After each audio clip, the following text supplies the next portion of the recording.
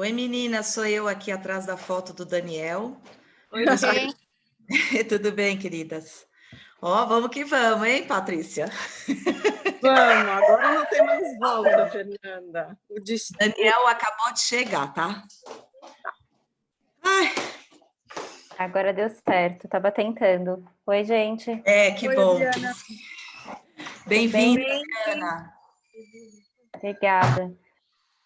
Muito obrigada, viu, por topar. Eu sei que tá... Ah, Karine! Lindas.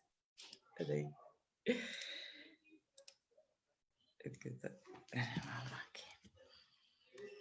Tô arrumando, o Daniel vai sentar aqui já já. Tá bom. Beleza. Oi, Cá, tudo bom? Oi, Paty, tudo bem? Tá bonito esse cabelo, hein, Karine? Tá Ai, arrumado. obrigada. Você também tá bonita, como sempre. Ah, tá. Oi, querido, já pode sentar. Tá todo mundo aí, ó. Já? Já. Deixa eu apagar só minhas coisas abertas. Tá. Ai, ai. Demorei quase 20 minutos para Consegui entrar nesse? transmitir para o Facebook, né? Sim. Não é Eu simples. estava em outra reunião. Acho que aqui assim. Aqui. Mais alto. Sim, obrigado. Você imprimiu um novo texto que a Mari mandou, que ela mudou um pouco? Eu imprimi, acho que de ontem ou de hoje. Ela mandou um agora. Ah, Eu não, posso de imprimir agora não. correndo. De agora não. Você sabe que eu fiz uma brincadeirinha que você quiser brincar? Sim. Que hoje é dia do abraço, né? Sim, eu e gravei. a gente aqui está fazendo um abraço, né? Fizemos hoje na reunião, né? Sim. Legal. Um abraço. Isso é importante. Aqui ações da pandemia. Acho que hoje não. Tá bom. Olá, estão me ouvindo? Sim, perfeitamente. Tá bom. Muito bom. Muito bom vê-las. Patrícia, eu fiquei sabendo também que a minha mulher conhece o seu marido. Sim, eles... Da onde foi mesmo isso? Meu marido também me falou. Ele estudou com o irmão da minha mulher, com o Birk Heibel. Isso. E aí conhece já da época lá, acho que do suíço, alguma coisa assim. Acho que o povo do Santa Cruz, eles conhecem as árvores genealógicas de todo mundo, nunca vi isso. Não, também ele não estudou no Santa Cruz, mas eu acho que talvez da faculdade que eles se conheceram. Mas é que eles têm amigos em comum do Santa Cruz e depois eles fizeram poli juntos. Foi isso. Eu conheço, é que eu sou mais velho, eu conheço muita gente do Santa Cruz, sou muito amigo de muita gente que estudou, porque eu estudei no Vera Cruz, e parte do pessoal acabou indo para o Santa também. Então, enfim. Eu acompanhei o dilema da sua irmã, da Sandra, quando tirou a filha dela do Vera, né? Para ir para Évenias. É muito gozado como as famílias se fidelizam aos colégios e depois são verdadeiros dilemas quando essa fidelidade tem que verdade. acabar. É verdade. Os meus estão no Vera Cruz, mas enfim. Bom, muito bom falar com todos vocês, né? Karine, Adriana também, boa tarde. Boa tarde. Tá tudo bem? Tudo bem. Acho que falta ainda alguns minutinhos, né? Mas acho que a Fê explicou um pouco aí a dinâmica, qual que é a ideia, né? Eu vou fazer uma rápida introdução, né? Contar um pouquinho sobre o formato que a gente vai fazer. Depois eu vou passar a palavra para vocês. Cada uma também tem aí 5 minutos para falar sobre os seus negócios de impacto social.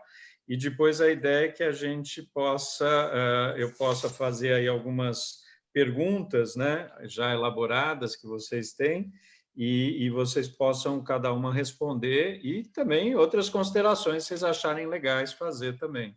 A ideia é muito mais eu servir aqui como um apresentador e intermediador para vocês falarem. Eu só vou falar mais no começo, que é contar um pouquinho e dizer do nosso PL de impacto social para todo mundo acessar, contribuir. Tá? A gente está em consulta pública, né? E a gente está combinando, inclusive, fazer outras lives já sexta que vem, na outra, e outra se precisar, né, Patrícia? Aí tem várias possibilidades. Então, essa é a ideia. Tudo bem para vocês desse jeito? Tudo ótimo, Daniel. Tá joia. Tá bom. Eu só vou ver se eu aumento um pouco o som aqui. Acho que não. A hora que eu não estiver falando, eu vou só colocar no mudo. Uhum. Pronto. Coloquei no mudo, tirei do mudo. Muito bem.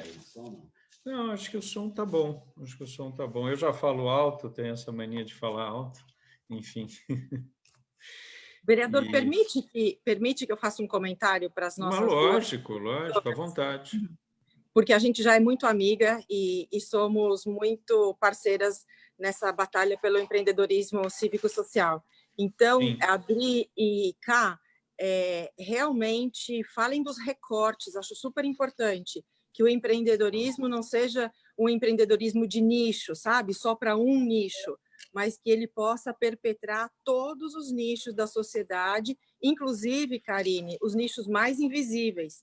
E aí você tem uma legitimidade para falar muito grande do empreendedorismo com a nossa, dentro do nosso sistema carcerário e fora também, tá? Você tem uma legitimidade maravilhosa para falar sobre isso. Até porque esse é o primeiro desses formatos sobre o projeto de lei, e para que a gente possa realmente colocar bastante combustão no assunto e que as outras lives que sigam a essa sejam igualmente esclarecedoras. Tá bom. Ótimo, tá bom? É isso mesmo, Patrícia, tem toda a razão. Obrigado aí. Isso ajuda para burro. Não, porque é muito importante, como a gente já se conhece, que elas possam ficar muito à vontade. Tá certo, Adri? Tá, não estamos te ouvindo. Ah, tá, não, tá certo. Eu só vou levantar para fechar a janela, porque eu acho que está deixando aqui escuro. Só um minutinho, tá? Tá bom, tá bom. Tá bom assim? Quer colocar o texto um pouco? só... Eu estou imprimindo lá correndo, que a Mari mandou agora. Não é esse? Ela disse que fez um outro. Assim ficou melhor, ficou mais equilibrada a imagem. Manda isso aqui para mim agora. Tá bom. Mesma coisa, praticamente, não? Tudo bem. Aquela, acho que a apresentação. Não tem problema. Seu celular, vamos por aqui para transmitir pelo... Vamos. Quando é que está... Pelo Face? Já está... Como é que precisa abrir? Já está no ar, pode começar. Já pode? Já podemos... deixa eu dar mais um minutinho, falta um minuto para começar, porque a gente é alemão, mas nem tanto, né? Eu não sou alemão. Põe no Instagram. Eu não sou alemão, minha mulher que é, mas enfim. Só um minutinho. Instagram, aqui. Pronto. Obrigada, querido. Imagina, obrigado a vocês. Muito bem. Instagram e Facebook? Vamos fazer pelos dois lados, André. Pelo Instagram e Face. Aqui é show. Vamos lá. Bom, tem que educar, vamos educar com todas as plataformas. Isso mesmo, Patrícia. A gente precisa conhecer tudo. Hoje já me convidaram uma do LinkedIn, que eu nunca fiz, vou fazer semana que vem. A gente aprende de tudo nessa vida. Isso é muito legal. Bom, gente, são 5 da tarde, sexta-feira. É um enorme prazer estar aqui com vocês. Já vou apresentar cada uma das convidadas e dizer que a gente está abrindo uma nova tipo de live que a gente já estava fazendo. Eu faço já live, já está fazendo aí 1 mês e meio. Só essa semana eu fiz umas 10, viu, gente? Então, já meio craque nas lives. Mas essa é um modelo novo, porque a gente quer fazer agora semanalmente, durante as próximas semanas, na sexta-feira, uma live para falar de negócios de impacto social. Um tema super importante, um tema maravilhoso, e eu tenho aqui 3 mulheres empreendedoras de mão cheia, né? 3 mulheres empreendedoras que fazem um trabalho muito legal e cada uma delas vai contar um pouquinho para a gente. Mas antes de passar a palavra para elas, também queria convidar todos vocês para participarem da consulta pública de um projeto de lei que meu gabinete, apresentamos de fomento a negócios de impacto social. O link para a consulta desse projeto de lei, ele ficaria disponível até o dia 29 de maio, a gente já está prorrogando, né? Deve ficar pelo menos até o dia 15 de junho, pelo menos, mas vamos conversar sobre isso, e está no nosso site, quem quiser consultar, e é justamente uma consulta pública para ter a maior participação possível de toda a sociedade. Então, acessem lá, danielnemberg.com.br, ou nas nossas redes sociais, e eu espero muitas contribuições para esse projeto de lei ser feito a muitas mãos, né? Eu só sou o meio pelo qual a gente vai apresentar o projeto, mas a ideia é que seja um projeto principalmente dos empreendedores, das empreendedoras, que conhecem o assunto, inclusive muito mais que eu. Bom, para não ter mais delongas, a nossa conversa hoje vai funcionar da seguinte forma. Eu vou fazer uma breve introdução, né, falar um pouquinho sobre o assunto, depois vou passar a palavra para cada uma de vocês, cada uma falar 5 minutos, e depois disso, e cada uma falando dos seus negócios de impacto social, e depois a gente tem algumas perguntas para dar continuidade. O objetivo é que a gente fique aqui até umas 5h50, no máximo até 6 horas, para também não ser uma coisa muito extensiva. Mas queria apresentar os convidados, porque senão estou sendo aqui, não estou sendo gentil. Queria já começar apresentando a Adriana Barbosa, que é a CEO da Preta Hub e fundadora da Feira Preta, que desenvolve atividades de mapeamento, capacitação técnica e criativa e atua como aceleradora e incubadora de empreendedorismo negro no Brasil. Muito bem-vindo, Adriana. Acho que está sem o som, mas você precisa só tirar o som. Obrigada pelo convite, por essa prosa que a gente vai ter agora. Prosa da tarde, só faltou o chazinho. Só, o chazinho e a bolachinha, né, Adriana? Mas da próxima a gente providencia, mesmo à distância. Aliás, hoje é o dia do abraço, eu queria dar um abraço em todos vocês. Aliás, uma das coisas que a gente mais saudade tem é dar abraço, tá certo? É verdade. Então, sintam-se abraçadas, é um abraço já virtual, tá certo? Muito bom. Queria apresentar a Karine Vieira, fundadora e CEO do Responsa, que é uma organização que tem o objetivo de inserir, manter e melhorar o processo de contratação de pessoas egressas do sistema prisional, o que é muito importante, né, Karine? Boa tarde, Karine. Boa tarde, Daniel. Obrigada pelo convite. É uma honra estar participando dessa conversa com vocês, junto com você, que está desenvolvendo um projeto aí de lei muito interessante para nós que estamos empreendendo, junto com a Adriana e com a Patrícia, que são duas grandes empreendedoras. Muito bom. E queria apresentar a Patrícia Vilela, que é cofundadora e presidente do Instituto Humanitas 360, também do Cívico e de vários outros projetos. Ela vai contar um pouquinho para a gente, que desenvolve projetos de combate à violência e na promoção de cidadania ativa, que também é fundamental. Né? O foco da nossa conversa de hoje é compreender, a partir do olhar de quem faz, na prática, os desafios, os problemas, as potencialidades dos negócios sociais. Negócios de impacto social são empreendimentos ou iniciativas que geram, ao mesmo tempo, receitas próprias e ajudam a resolver problemas sociais, né? O que também é muito importante, gerando impacto social profundo e positivo.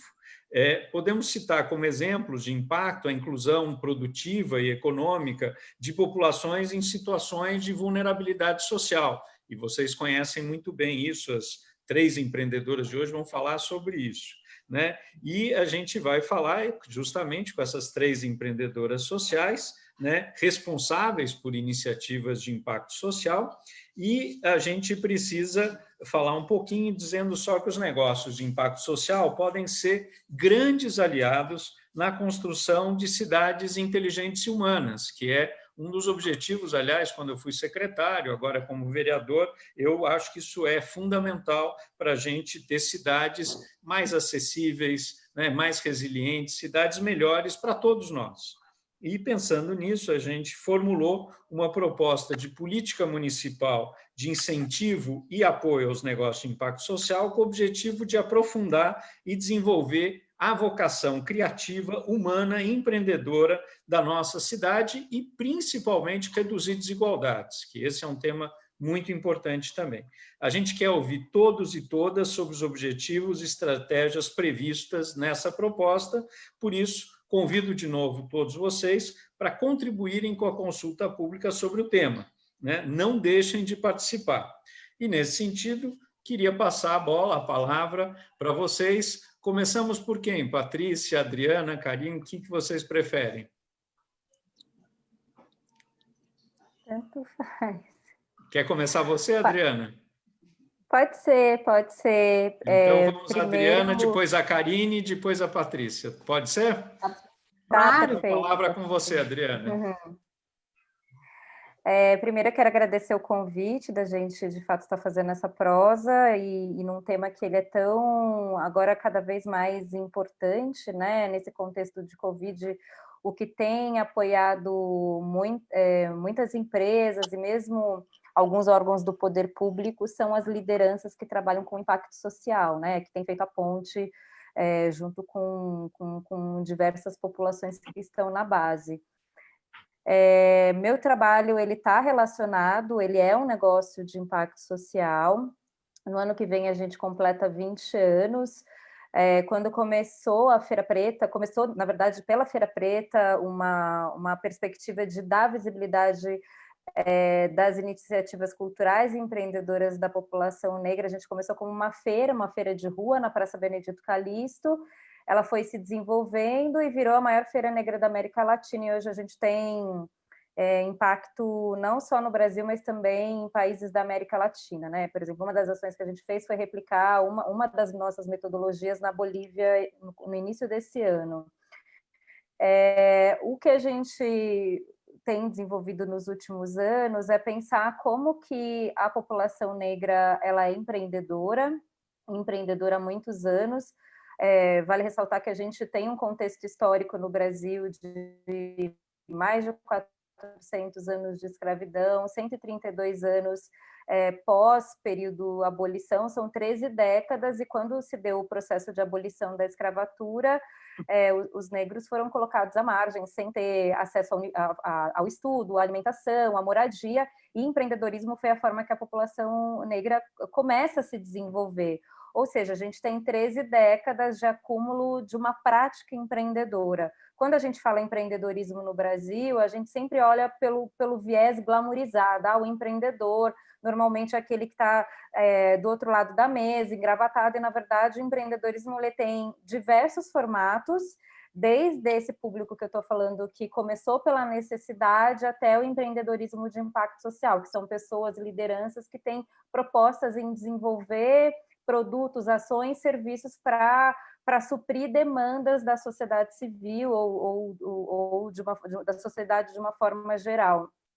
E durante esse processo de reconhecer o potencial criativo da população negra, foi que a gente desenvolveu uma série de programas, ações, produtos para suportar essa jornada empreendedora da população negra. Então, a gente começa muito pequeno na Praça Benedito Calixto, e hoje a gente fala de um ecossistema, né, que atua em 4 pilares: criação, produção, distribuição e consumo. Então, desde apoiar o empreendedor a desenvolver o produto até identificar mercado, acesso aonde esses empreendedores vão fazer a comercialização desses produtos. A população negra no Brasil ela é maioria empreendedora. Quando você pega os dados do Sebrae na categoria microempreendedor individual, sobretudo são mulheres negras que empreendem, em sua grande maioria, pela lógica da necessidade, e porque muitas delas têm escolaridade, às vezes um alto grau de escolaridade, mas estão fora do mercado do mercado formal, né, das grandes empresas. E por isso que a feira tem se dedicado já que a população negra está no tema de empreendedorismo, por que não a gente transcender dessa condição de necessidade para a oportunidade? Então, o que a feira tem feito de uma certa forma, oportunizar, fomentar esse tema no Brasil com essa perspectiva de ecossistema.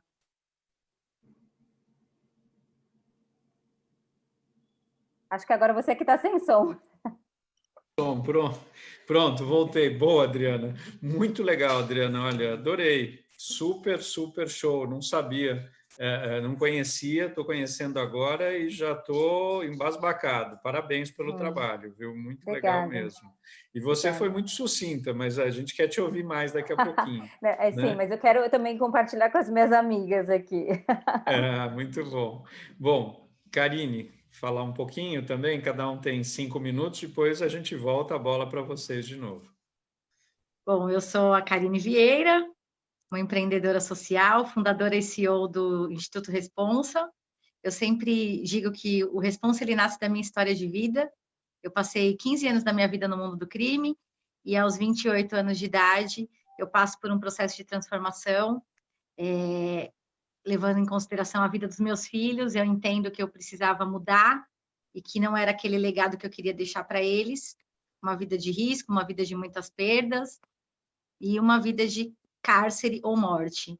Não era isso que eu queria para eles, então eu me reinventei, eu aproveitei as outras oportunidades que eu tinha, porque a vida sempre foi muito boa comigo, eu sempre tive muitas oportunidades e me engajei, procurei lembrar do que eu gostava de fazer, lembrei que eu gostava de estudar, retomei meus estudos no ano de 2009, fiz o segundo e o terceiro ano do ensino médio, prestei a prova do Enem, consegui uma bolsa de 100% na faculdade e escolhi fazer serviço social, já com o objetivo de auxiliar as pessoas que tinham passado pela mesma situação que eu e incentivar essas pessoas no processo de transformação, de empoderamento, de autonomia, para que elas fossem cidadãos diferenciados e participantes e que levassem uma vida dentro do mundo lícito. Desde 2013 eu venho atuando com pessoas que passaram pelo sistema prisional. Comecei com adolescentes e jovens que tinham infracionado, depois fui coordenadora de um projeto do AfroReg, na época em São Paulo, que era o Segunda Chance, e quando o AfroReg fechou, eu me vi numa situação desesperadora. O que fazer com as pessoas que tinham passado pelo sistema prisional e que não tinham mais amparo dentro do estado de São Paulo, num projeto que pudesse auxiliá-las. Nesse meio tempo, eu conheci algumas pessoas que me auxiliaram, dentre elas a Patrícia, que foi uma grande incentivadora e é até hoje. E, em novembro de 2017, efetivamente, nasce o Responsa como um projeto que tem como objetivo orientar as pessoas, capacitar, analisar seus perfis, identificar suas habilidades, motivar também para o empreendedorismo, porque uma vez que a gente analisa os perfis, a gente descobre que tem muitas pessoas que passaram pelo sistema prisional que são pessoas empreendedoras e que podem, sim, dentro das suas próprias comunidades, se engajarem e empreenderem, nem que sejam com coisas mínimas, com vendas de bolo de pote, com costura, N coisas em diversos mercados. E, a partir daí, a gente vem, então, desenvolvendo um trabalho tanto de inserir as pessoas no mercado de trabalho formal, captando vagas com parceiros, que ainda é o mais difícil, porque a sociedade ainda tem muito preconceito, tanto quanto incentivando as pessoas a empreenderem e auxiliando minimamente as pessoas dentro dos seus empreendimentos. Acho que é um pouco disso que eu tenho feito hoje, Daniel. Muito bom. Olha, depoimento emocionante, viu, Karine? Aliás, das duas. E de fato, né, são duas empreendedoras realmente maravilhosas e assuntos que a nossa sociedade não está acostumada a receber tanto. Então, é muito importante, tanto os afrodescendentes, população negra, egressos do cárcere, que a gente possa ajudar para que a nossa sociedade seja menos desigual, tá certo? Não faz sentido o que a gente vê aí, como que o Brasil é tão desigual, não faz o menor sentido. Então, o trabalho de vocês, olha, eu bato palmas e aplaudo, porque é maravilhoso, viu? Parabéns mesmo às duas, viu? E obrigada. Parabéns à Patrícia, que está desenvolvendo e que ajudou e tem ajudado esses e outros projetos desse tipo. Então, a gente quer ouvir um pouquinho a Patrícia falando sobre isso também. Patrícia. Vereador, muito obrigada pelo convite. E primeiro eu queria dizer que eu me sinto extremamente bem acompanhada de duas empreendedoras gigantes, que nem essas duas amigas que nos acompanham nessa tarde, e de todos os outros que devem estar nos assistindo ou que virão a nos assistir, porque o Brasil é um país de grandes empreendedores. E eu falo isso desde uma percepção pessoal, mas também dados do Fórum Econômico Mundial, do qual eu participo há pelo menos 15 anos, e dos encontros com empreendedores sociais, dos quais eu participei de muitos. Portanto, eu sei que vários desses empreendedores ganhadores do prêmio de associação da Folha com a Fundação Schwab, o Prêmio Empreendedor Social e o Prêmio Empreendedor Social de Futuro, podem estar nos escutando e eles sabem do que nós estamos falando. Porque o empreendedor social brasileiro, ele está na ponta. E ele tem há muito tempo pedido por uma legislação que amparasse o seu esforço, que dignificasse o seu trabalho e que visibilizasse o empreendedorismo, que não deve ser um empreendedorismo de nicho, mas muito pelo contrário, um empreendedorismo que vá, através de todos os nichos da sociedade brasileira, permeando todas as habilidades, crescendo e fazendo crescer competências nos nichos da sociedade brasileira mais invisíveis. Eu sou fundadora da Humanitas 360, uma organização não governamental que eu construí nos Estados Unidos e que tem um braço operacional bastante grande aqui no Brasil, em pesquisa, criação de conhecimento e engajamento cívico-cidadão. E sou fundadora do Cívico, que é a nossa comunidade de fomento, de impulso, de sustento do empreendedorismo cívico-social de impacto cívico, socioambiental. Nós precisamos fomentar uma cultura, uma responsabilidade, uma corresponsabilização em todos os aspectos, cívico, socioambiental. Não dá mais para a gente falar hoje em dia só empreendedorismo social. O empreendedorismo social ele tem que ter uma conexão com tudo aquilo que é importante e que é de valor para a perpetuação da vida do ser humano na Terra e da qualidade da vida desse ser humano para com os seus outros entes queridos e também desconhecidos. Nós somos corresponsáveis por todos aqueles que compartilham conosco desse momento, nesse espaço. No Cívico, hoje, nós somos já mais de 80 organizações de todos os tamanhos, organizações que prezam a endereçar, a discutir problemáticas da vida social, com um engajamento cidadão muito forte. Na minha trajetória de investidora em empreendedores sociais, eu notei que, em algumas vezes, o empreendedorismo ele é romantizado. E, então, o empreendedor, em algum momento, ele acha que aquela agenda é dele só. E ele deixa de ser um empreendedor social e passa a ser só um empreendedor. Então, eu comecei a assumir a responsabilidade de falar em empreendedorismo cívico-social, com impacto cívico socioambiental. O elemento cívico, que é o que tangibiliza e materializa a nossa cidadania, é muito importante. O empreendedor, ele precisa ser, a partir dele, um exemplo de engajamento. E é por isso que, hoje, dentro do Cívico, nós compactuamos dessa mesma ideia, todos os que estão lá dentro, os fundadores e os colaboradores das organizações, e promovemos o engajamento interno, para que as próprias organizações ou empresas, negócios sociais que estão lá, possam criar possibilidades e viabilizar situações de trabalho dentro dessa comunidade. Quando nós inauguramos o Cívico, em 2017, anteriormente à sua inauguração, eu fui à Prefeitura de São Paulo apresentar o Cívico. E hoje, então, eu me sinto extremamente correspondida para poder fazer parte dessa live, com a seu convite, vereador, vendo que a nossa ida à Prefeitura em 2017 não foi em vão. Nós estamos aqui, a vida é cíclica, e hoje nós temos a oportunidade de discutir um arcabouço jurídico extremamente necessário, mas com processo de escuta profundo e amplo, que é isso que ele precisa para ser cada vez mais legitimado, e cada vez mais os empreendedores invisíveis, vulneráveis e criminalizados possam receber, através do seu projeto de lei, esse lugar de ser e um lugar de estar. Ser empreendedor cívico-social e estar contemplado na lei. Muito obrigada. Muito bom, maravilhoso também. Legal, viu, Patrícia? E é um prazer a gente poder estar ajudando e vamos estar junto em várias iniciativas. Não tenha dúvida, o meu gabinete, a ideia é que a gente possa ser um canal para vocês apresentarem o projeto de lei, para a gente ajudar a intermediar o que for necessário com a prefeitura, porque eu acredito muito na participação, na transparência e no trabalho em conjunto. A gente não faz nada sozinho e faz junto, já desde a época do Poupa Tempo, que eu coordenei, quando fui presidente do Detran, acho que a gente precisa fazer projetos juntos e com foco no cidadão, seja o cidadão empreendedor, seja o cidadão consumidor, o cidadão, é fundamental que a gente pense junto nos projetos. Eu queria agora fazer algumas questões, né, para vocês, e a ideia é que vocês possam explorar um pouco mais e contar um pouco mais do que vocês têm feito em cada um dos seus projetos, né?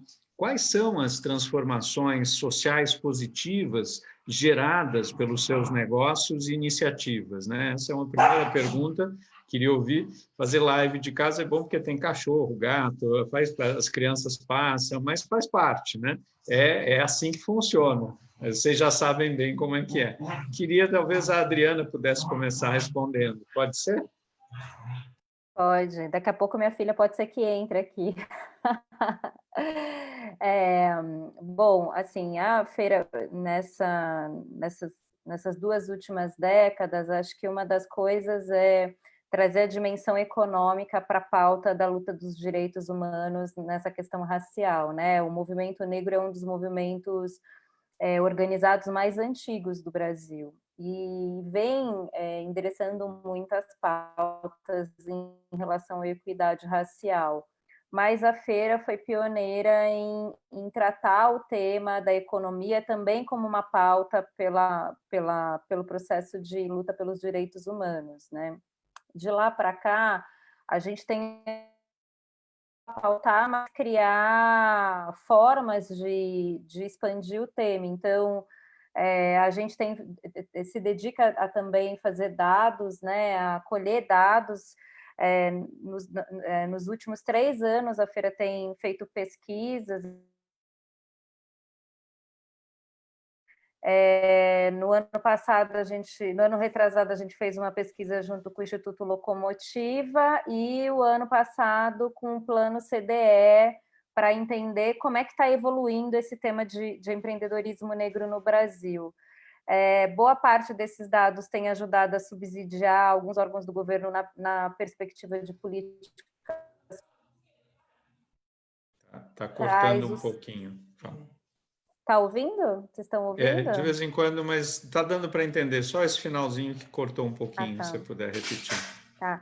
Então, a gente tem endereçado esses dados na perspectiva de criação de políticas públicas e de ação junto com a iniciativa privada pelo tema de investimento social privado. A feira tem uma interação junto com a FGV e tem um programa chamado Raça e Mercado, e todo mês a gente tem encontros, um observatório de dados, e no mais a gente tem ajudado a construir o mercado. Na pesquisa do ano passado saíram 3 perfis, um perfil de empreendedor que é por necessidade, que é esse... O perfil de empreendedor por necessidades, aí eu acho que... empreendedor glamourizado é o empreendedor da vida real, é a pessoa que levanta de manhã, meu perfil que ele é o que é a grande massa brasileira, que levanta de manhã e vai empreender, aquela moça que monta a barraca de café da manhã do lado do ponto de ônibus ou do lado de uma estação de metrô. É esse empreendedor que eu estou falando, dos nanos e dos micros, que é a grande massa brasileira. Não necessariamente eles estão formalizados. Depois você tem uma outra camada, que é o empreendedor por vocação, e aí cada vez mais você tem jovens negros que não querem estar dentro de uma empresa e querem, de fato, empreender, criar soluções para atender demandas de consumo em diversos segmentos.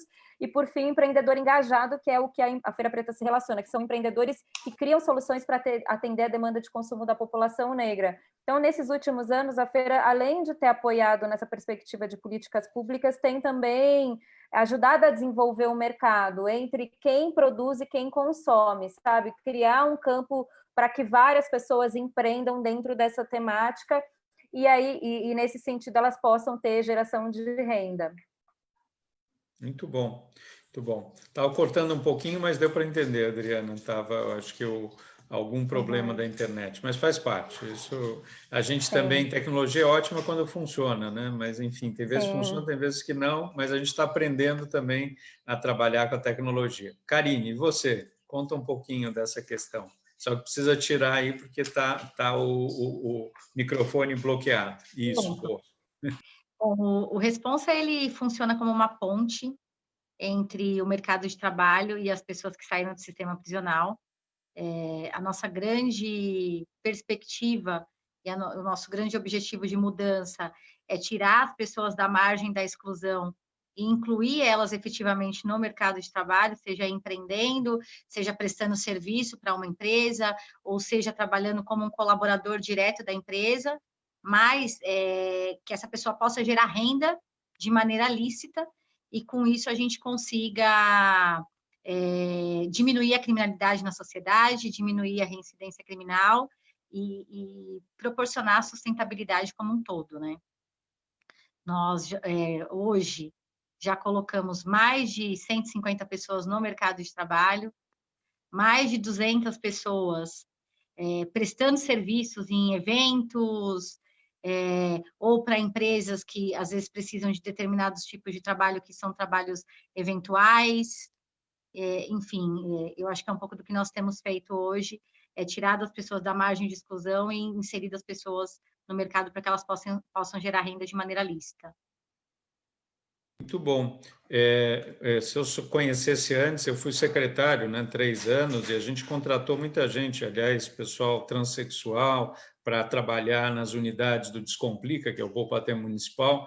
Eu vou indicar todos vocês para fazer trabalho com a área pública, viu? Porque é maravilhoso. Maravilha. Não, vamos conversar muito aí. Você sabe que a gente passou por um processo, assim, a gente vive se reinventando, né? Quando a gente começou a descobrir que nós tínhamos muitas pessoas no nosso banco de dados com perfil empreendedor e pessoas com diversas habilidades, às vezes você tem um parceiro que precisa fazer um evento dentro da sua empresa e eu tenho uma pessoa que pode trabalhar como um barman e ele pode ali prestar um serviço para você, ele está empreendendo, ele está fazendo algo que ele gosta, ele está gerando renda de maneira lícita. Então, a gente descobre coisas no dia a dia, sabe? Com o convívio com as pessoas mesmo, no desenvolvimento humano. Você é embaixador de vocês na Câmara, na Prefeitura, para ajudar vocês a terem mais espaço ainda, tá? Bom, maravilha! Patrícia, você...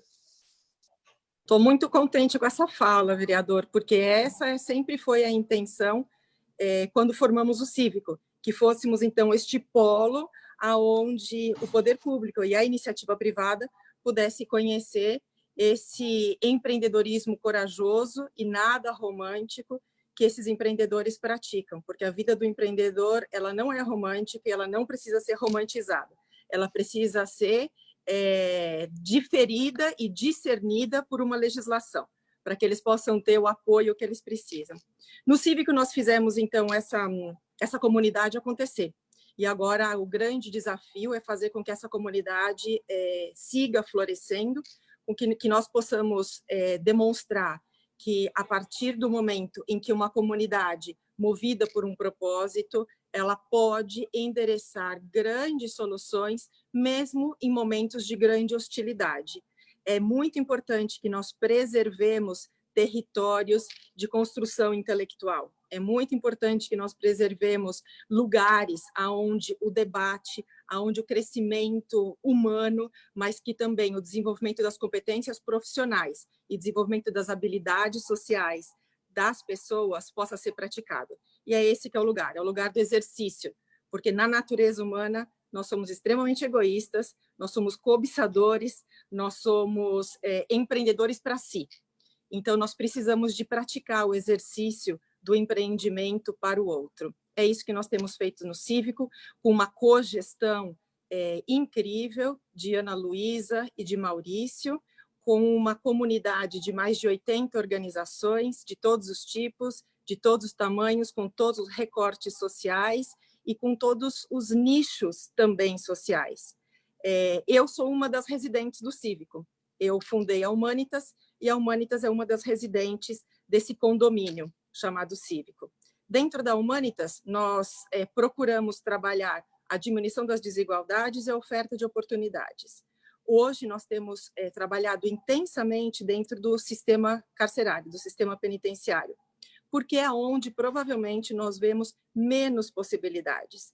E as possibilidades que não foram geradas antes e que algumas vezes levaram as pessoas a delinquir são a mesma falta de possibilidade que não está sendo gerada lá e, portanto, chances são de que essas pessoas voltarão para esse lugar inóspito a viver e a conviver, aumentando a nossa reincidência penal, criminal, e aumentando um grande custo para a população, que, ao não conhecer o nosso sistema penal, desconhece as suas crueldades também, e desconhece que nós somos extremamente proibitivos e extremamente punitivistas.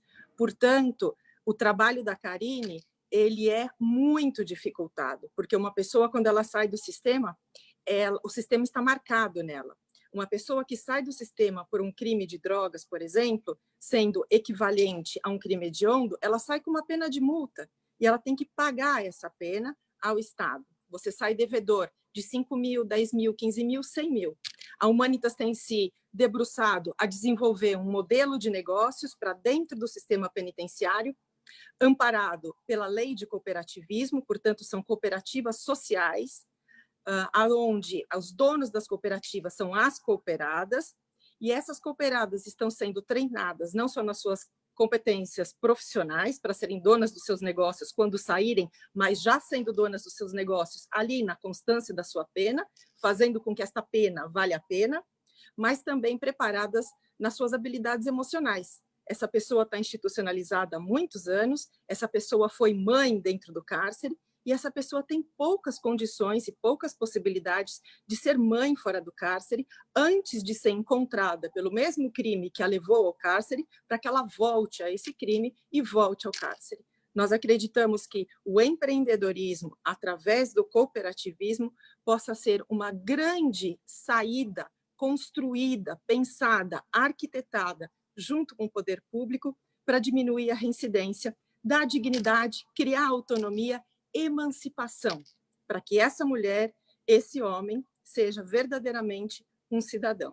Hoje nós temos trabalhado, notadamente no estado do Pará, com uma cooperativa social com aproximadamente 100 mulheres, que estão produzindo mais de 300 mil máscaras para o sistema de saúde do Maranhão, perdão. Nós começamos no Pará, hoje nós estamos trabalhando no Maranhão. Infelizmente, tivemos 2 unidades fechadas no estado de São Paulo, porque é muito importante que as organizações sociais possam trabalhar junto com o poder público, que nós possamos transformar capital financeiro em capital cívico, e, por que não, aportado ao gestor como um capital político. Nós acreditamos na chance. Eu recebi várias na minha vida, como eu não acreditaria em dar uma chance para uma pessoa trabalhar dentro da pena dela e ressignificar a sua vida. Hoje nós temos 10 mulheres fora, 10 mulheres egressas. 10 mulheres egressas que passam pela consultoria da Karine. Karine é nossa assistente social nesse projeto. E, portanto, quem mais legitimada do que a Karine para trabalhar com essas 10 mulheres? Quem mais exemplar do que a Karine para trazer para essas mulheres um novo exemplo de vida, uma nova jornada a ser seguida? Muito obrigada. Muito bom, Patrícia. Não, maravilhoso. Eu concordo inteiramente. Não é simples contratar na área pública, né? Vocês sabem que é extremamente complexo e essa é uma das dificuldades que a gente tem. Mas eu concordo inteiramente que é preciso dar a segunda, terceira, quarta, a chance forem necessárias para as pessoas poderem ter uma saída, né? Eu acho que esse é um tremendo desafio, porque a nossa sociedade é muito punitiva, mas depois como é que a gente dá a mão para quem está saindo disso para não voltar a incorrer nos mesmos problemas. Então, é fundamental esse trabalho que vocês fazem e contem comigo. Vou ajudar sempre aí com o que eu puder nesse sentido, viu? Patrícia, Karine, Adriana, contem comigo. A gente está também recebendo algumas perguntas, mas tem uma aqui muito legal que a gente não tinha pensado, mas como é que as pessoas podem se engajar e colaborar com os negócios de vocês, né? A Lúcia está fazendo essa pergunta, se vocês puderem responder, Adriana. A gente, enfim, tem essa série de programas que a gente está fazendo e podem nos acessar pelas redes sociais, pelo site, e à medida que a gente vai construindo diálogo, a gente vai entendendo como é que pode ser feitas as colaborações, né? Especificamente agora com o contexto do Covid, a feira está à frente de 3 iniciativas. Um que é um fundo, chama Fundo de Emergências Econômicas, junto com regiões do país, com a ideia de poder apoiar empreendedores, nano e microempreendedores com recurso, com doação de dinheiro, né? Doação a fundo perdido. Não é uma linha de microcrédito, é de fato doar. Parte desse público tem um recorte específico de 50 até 100 anos, a mais velha tem 100 anos, e a gente está fazendo um aporte de recurso para mulheres empreendedoras. A outra chama Latinidades Pretas, que é uma plataforma de mulheres negras que tem produzido conteúdo para dar visibilidade nas plataformas online. Também a gente aporta uma bolsa de R$500. A gente recebeu mais de 1.400 inscrições de mulheres do Brasil e de 9 países da América Latina. E, por fim, que chama Afromáscara. A Feira Preta em si não faz máscaras, mas a gente está num processo de fazer mobilização de recursos, de matéria-prima, de suporte de logística dessas pessoas que têm produzido máscaras. Então, nessas 3 atividades, especificamente para frente, diante desse contexto do Covid, a gente, enfim, espera colaboração, e às vezes não é só uma colaboração em recurso financeiro, mas em capital social, intelectual e material. Muito legal. E com você, Karine, como é que as pessoas podem ajudar, né, para colaborar com os negócios? As pessoas também podem nos procurar pelas redes sociais, nós estamos sempre dispostos a receber voluntários. Eu sempre digo que, assim, nós trabalhamos com seres humanos, então, todas as habilidades que as pessoas tiverem e quiserem nos ofertar para que a gente oferte para as outras pessoas é sempre bem-vinda. Nesse momento de Covid também, Daniel, a gente está com uma vaquinha em aberto, porque nós ficamos com mais de 80 pessoas que prestavam serviço, principalmente para as empresas de patinetes, com esses serviços interrompidos. Inicialmente, o Responsa tinha um fundo de caixa. Com esse fundo de caixa, a gente auxiliou essas pessoas, tendo em vista que são 80 famílias, né?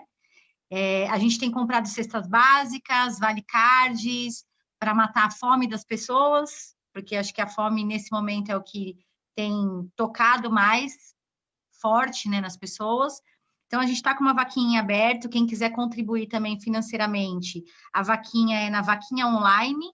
Então, é www.vaquinha.com.br.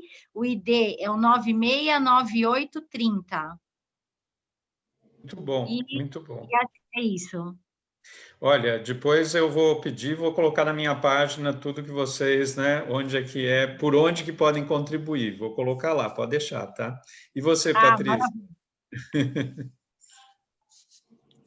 Bom, num momento de um convívio um pouco mais normal, eu quero convidar todos para que venham visitar o Cívico e conhecer todas as nossas organizações e, quem sabe, se apaixonar por alguma delas e, portanto, se tornar um voluntário, um ajudador, um agregador, um colaborador, um construtor desse espírito de cidadania, dessa cultura de empreendedorismo pró-impacto cívico-socioambiental. Na Humanitas, nós estamos construindo um programa de voluntariado. Esse voluntariado não precisa necessariamente ir todas as semanas comigo a uma unidade penitenciária, mas ela pode escrever cartas, ela pode dispor da sua competência profissional para fazer uma sessão de terapia, para fazer as unhas, das egressas, nós temos encontros com essas 10 mulheres todos os meses, onde elas trazem os produtos que elas fizeram, nós vemos a qualidade. Então, estilistas, designers, costureiras, são todas muito, muito bem-vindas, porque nós temos uma seleção de produtos numa loja online sendo vendido, e essas mulheres elas recebem de acordo com a venda dos produtos. É muito importante que nós desenvolvamos uma cultura de renda, de fazer renda e não de ganhar dinheiro. Ganhar dinheiro leva a gente para aquele lugar ruim de estar, e fazer renda nos remete a poupar e a economizar e a priorizar gastos. Tanto a Humanitas quanto o Cívico estão abertos e têm todas as redes sociais a serviço da população e a serviço de quem queira nos conhecer. A Humanitas atende pelo contato @humanitas360.org e o Cívico como contato @civico.net. As duas organizações não pararam um minuto nesse período de isolamento para uns, confinamento para outros, infelizmente. Esse vírus não é democrático, cada um passa por ele de acordo com a sua situação e de acordo com a sua disponibilidade social e econômica. Então, nós não paramos, porque nós sabemos que existe muita gente por detrás das telas, muita gente invisível, precisando de um amparo, quer seja na doação de cestas básicas, mas também nos amparos emocionais, nos amparos psicológicos. A Humanitas começa em breve uma pesquisa numa das outras áreas de atuação, para a gente poder caminhar a passos cientificamente comprovados na descriminalização e na legalização da cannabis medicinal. E também essa é outra frente onde vários empreendedores, vereador, estão aí lutando para abrir um mercado economicamente acessível, um mercado legal, um mercado justo, um mercado que ofereça oportunidades de emprego para tantas pessoas que vão ficar, infelizmente, desempregadas nessa situação de crise econômica que nós enfrentamos. Portanto, o empreendedorismo, o empreendedor, aquela pessoa que quiser entender mais do que significa isso, nós estamos abertos para todos os esclarecimentos, e eu acho que essa é uma grande oportunidade. Eu não posso deixar de mencionar como é importante o gestor, o homem público, estar abrindo esse canal de conversa e esse canal de escuta, porque o empreendedorismo, eu repito, tem que ir para todos os recortes e todos os nichos, inclusive os nichos que ainda não existem e que empreendedores estão se esforçando para que ele exista, como é o nicho do mercado acessível à cannabis medicinal.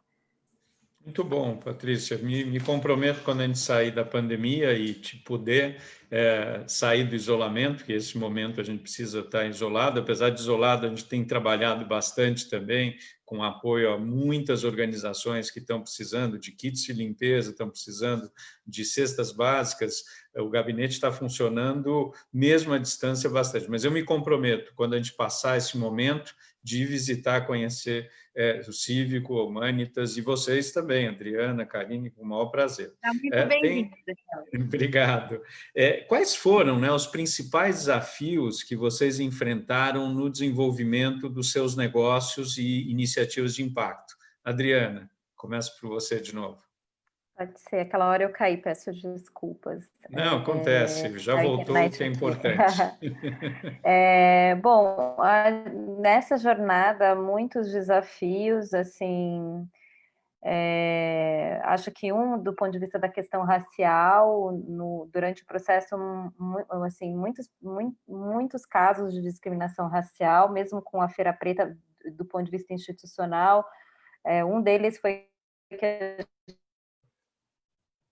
Opa, travou. Assassinato. Fizeram abaixo. Voltou? Voltou. Adriana, às vezes, se tirar a câmera, pode melhorar a sua conexão. Pode ser.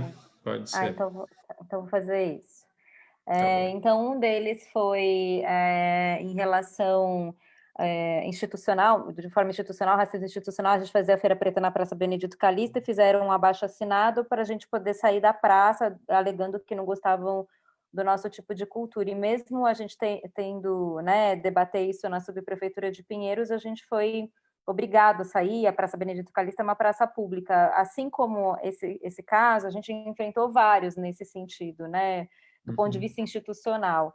O outro mais ligado com esse tema agora de negócios de impacto social, de uma certa forma, o ecossistema não ter a compreensão de que os negros, de que as mulheres, periféricos, eles também são protagonistas de negócios de impacto social e não só público beneficiário, sabe? Normalmente, dentro do negócio de impacto social, são empreendedores que criam soluções para atender demandas da sociedade e olham as dores da sociedade, principalmente dos públicos que são vulnerabilizados, nessa perspectiva de liderança salvadora. Eu preciso salvar, sabe? Fazer alguma coisa. E, na verdade, essas pessoas também criam seus próprios sistemas, têm as suas próprias tecnologias e metodologias. Então, acho que uma das grandes barreiras é ressignificar que onde há escassez do ponto de vista de recurso, de infraestrutura, também há muita abundância de criatividade e de inovação.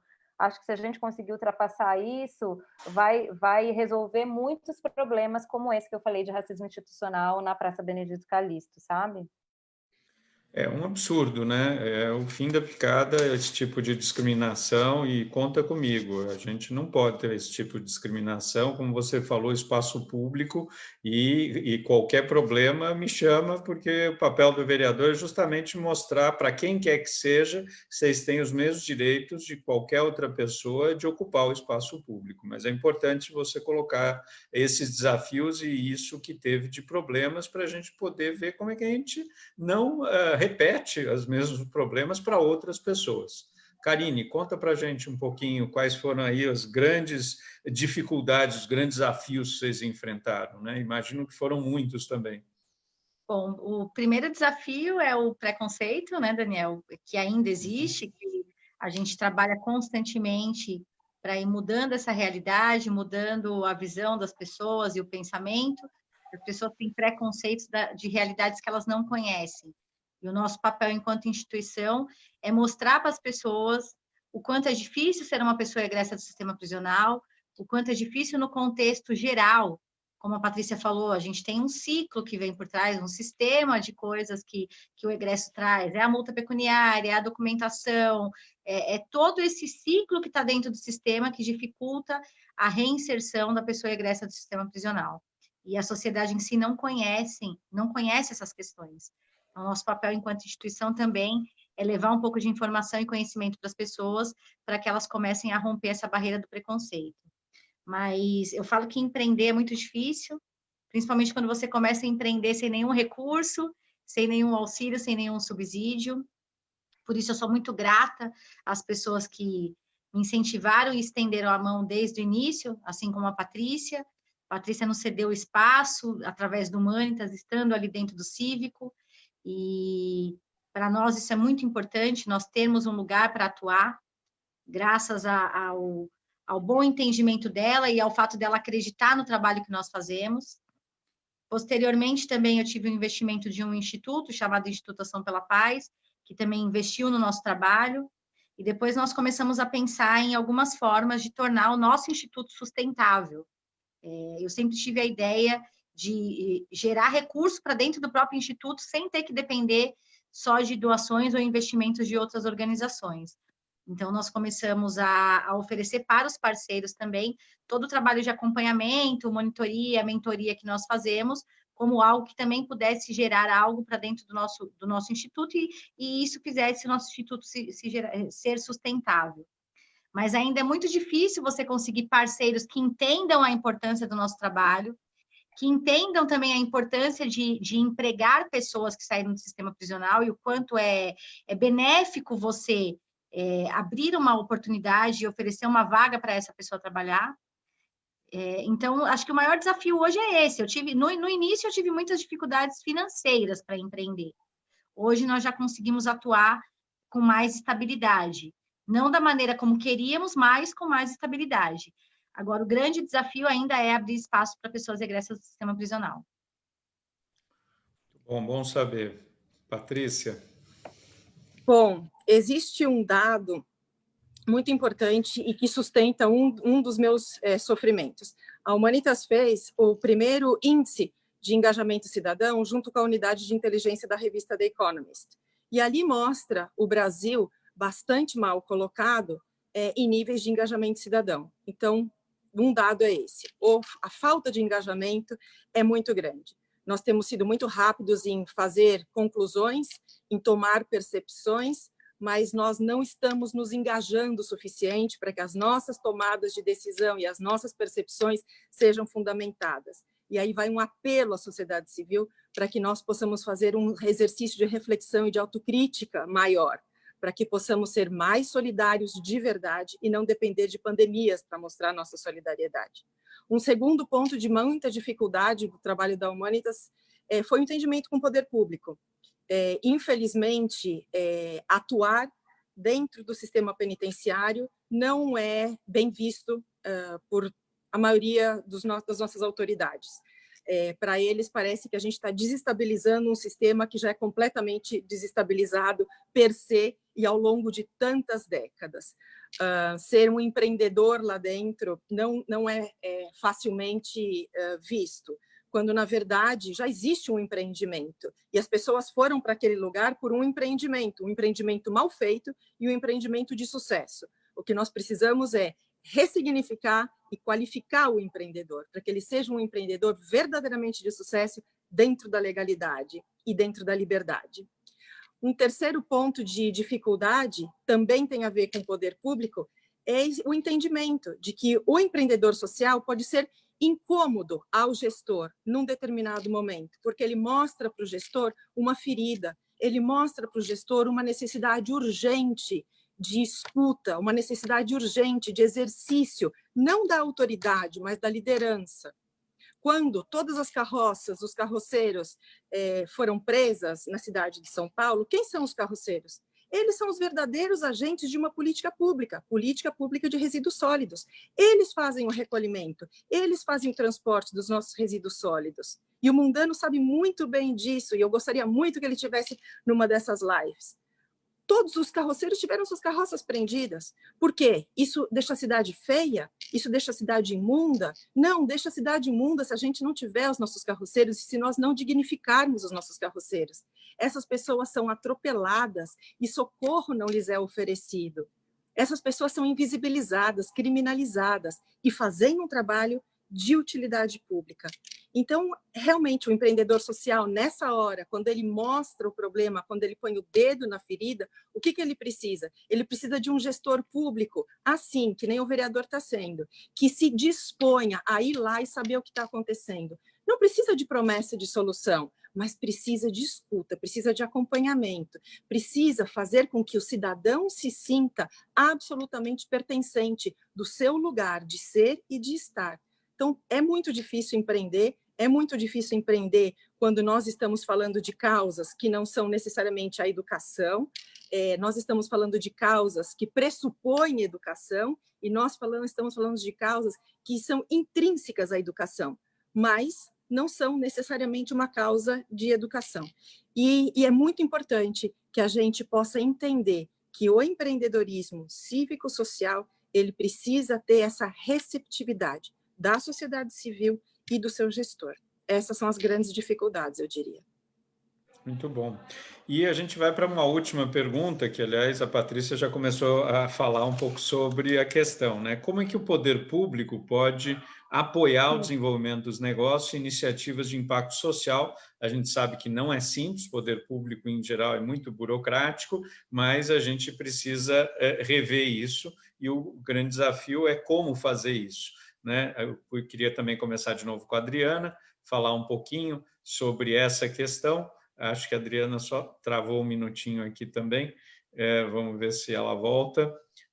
Podemos, talvez, então, começar com a Karine. Karine, você está aí? E a gente podia começar com você. Só precisa tirar o microfone do mudo. Depois a gente volta para a Adriana. Estou aqui. Ah, tá. Mas não está no mudo, não. Tá. Não, Quem vamos vai lá. começar é a Karine ou sou eu? Você tinha travado, mas agora que você voltou, dá para... Então, começa com você, Adriana. Como é que o poder público pode apoiar o desenvolvimento dos negócios e iniciativas de impacto social? Bom, acho que a primeira coisa é ter a compreensão do que de fato representa o tema de negócios sociais, né? E aí eu estou falando, pelo menos, do município aqui na cidade de São Paulo. Qual é a lógica, como é que funciona, o que é esse ecossistema, quem são os atores desse ecossistema, quais são as... de fato ter uma compreensão. A segunda é criar leis, mecanismos para que tenha um ambiente favorável para que esses empreendedores...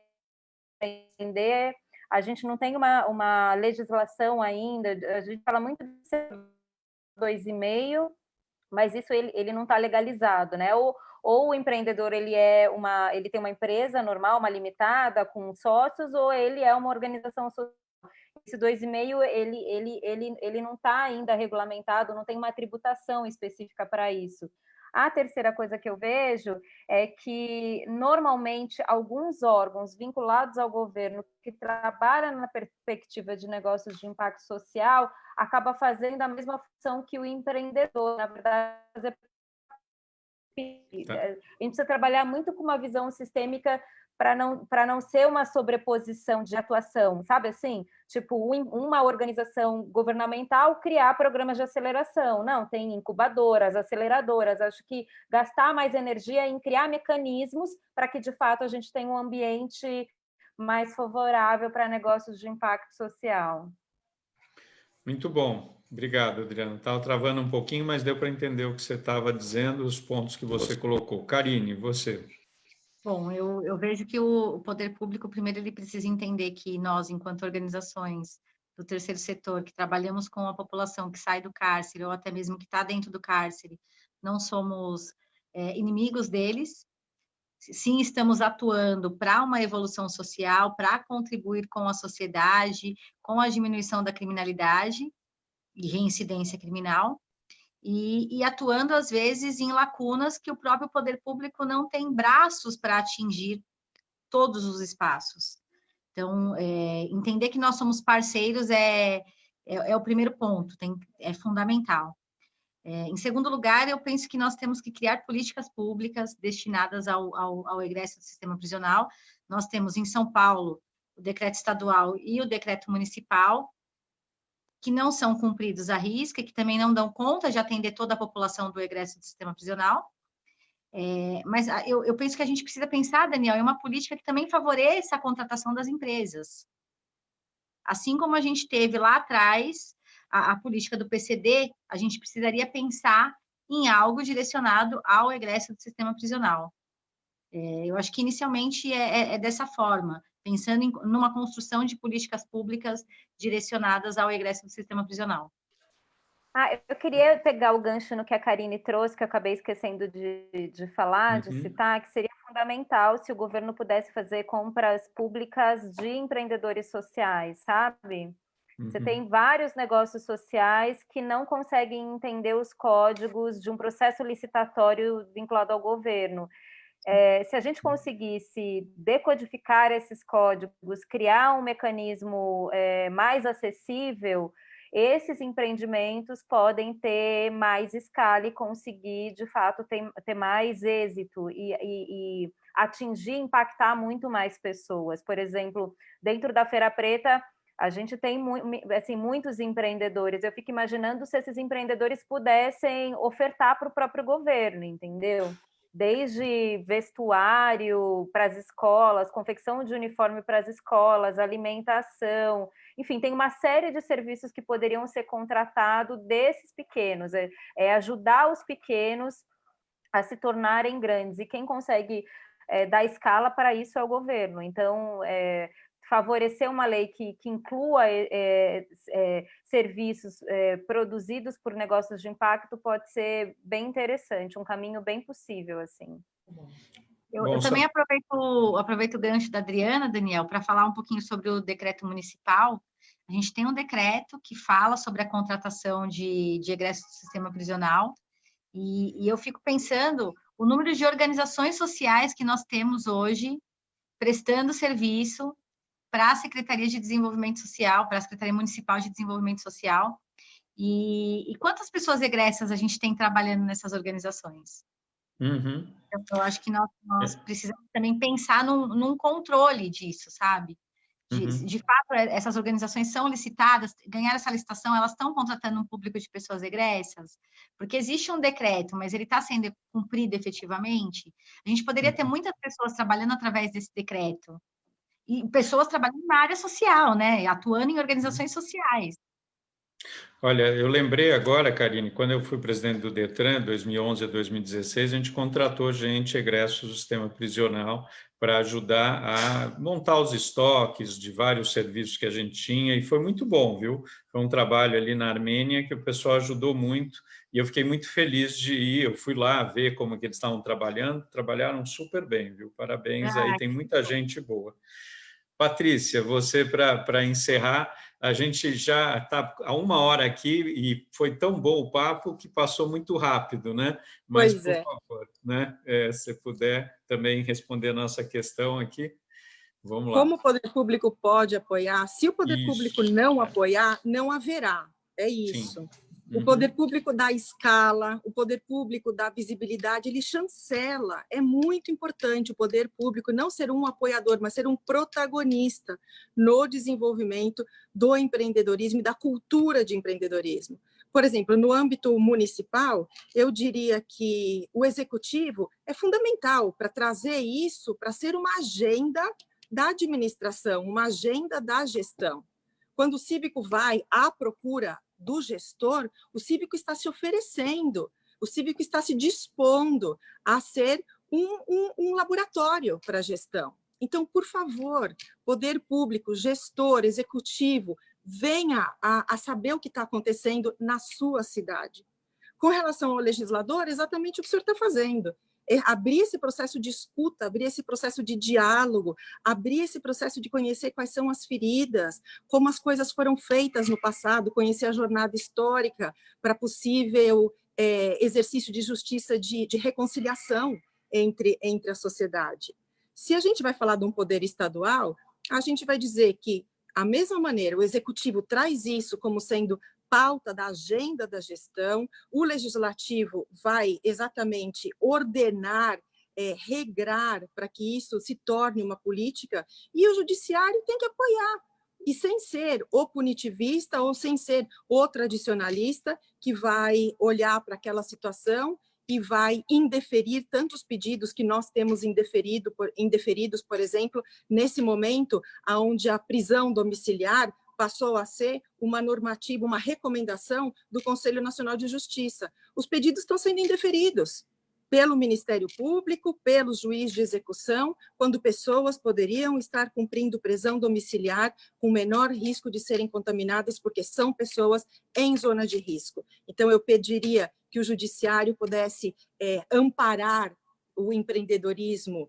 cívico-social. No Maranhão, nós não poderíamos estar trabalhando na agilidade que nós estamos trabalhando se não fosse uma orquestração entre o Poder Executivo, governador Flávio Dino, presidente do Tribunal de Justiça, que ampara o trabalho da Humanitas, Secretaria de Administração Penitenciária, que abre as suas unidades, organização da sociedade civil, que implanta um projeto, e todos estamos colhendo resultados, ajustando possíveis necessidades de alterações, para que a gente possa ter dados duros, dados de campo, com especialidade científica para poder ter uma política pública.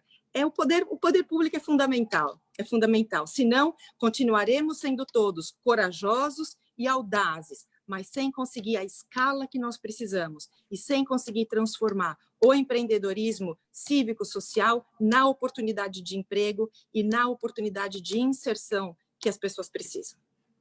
Muito bom, Patrícia. E parabéns para o Maranhão, o governo do Maranhão fazendo um belíssimo trabalho nisso também. É um exemplo Brasil. Aliás, o Flávio Dino tem feito coisas muito, muito legais. Queria encerrar aqui dizendo que volto a convidar todo mundo que está nos vendo, nos ouvindo, o convite para a nossa consulta pública do projeto de lei de fomento a negócio de impacto social. O momento é esse, é justamente participar e nos ajudar a criar o melhor projeto de lei possível para negócio de impacto social.